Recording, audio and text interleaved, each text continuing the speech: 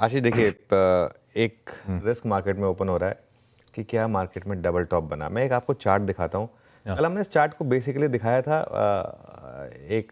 जब हम डिस्कस कर रहे थे स्ट्रैटेजी, और उसमें हमने एक बात की थी कि जब 23,800 से 22,000 जो डिक्लाइन थी वो प्योरली ट्रम्प टेंट्रम की वजह से आई थी, और उससे पहले की डिक्लाइन हमारी खुद की थी। तो कल तक की रैली में हमने वो पूरी की पूरी चीज़ें पचा ली थी, और एक्चुअली कुछ साइन आपको मार्केट ने परसों ही दे दिए थे।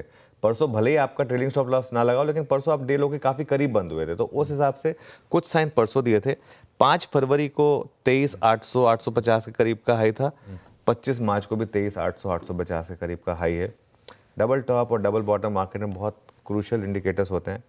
इसका मतलब ये रिस्क जरूर रहेगा कि बस ये काउंटर ट्रेंड रैली थी, यहीं पर आकर फेल हुई और मार्केट अब वापस नीचे आएगा। ये रिस्क रहेगा मार्केट में।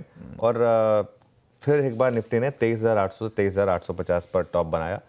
अब जो आपने कहा था, बिल्कुल हमने 22,150 से एक लॉन्ग ट्रेड राइड की निफ्टी पर, और इंट्राडे की बात भी नहीं की थी, हमने प्योरली पोजिशनल रहने की बात की थी। रोज़ हमने ट्रेडिंग स्टॉप लॉस को बढ़ाकर पिछले दिन के लो पर हम लेकर आए। कल हमने उस स्टॉप लॉस को बढ़ाकर 23,600 कर दिया था।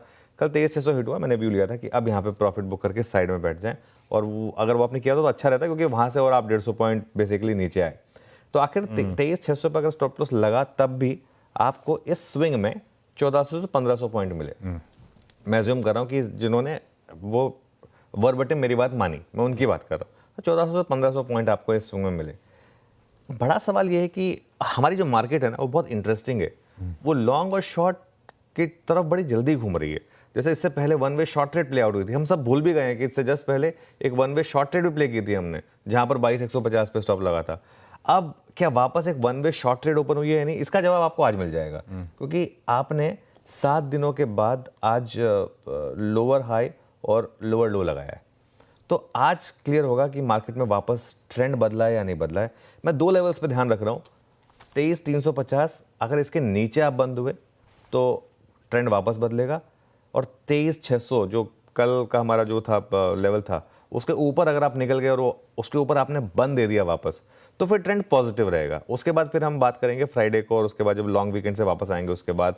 लेकिन अभी इस समय हम एक नो मैंस, जैसे कहते हैं ना, नो ट्रेड जोन, वहाँ पर हैं इस समय, नो मैंस लैंड में है।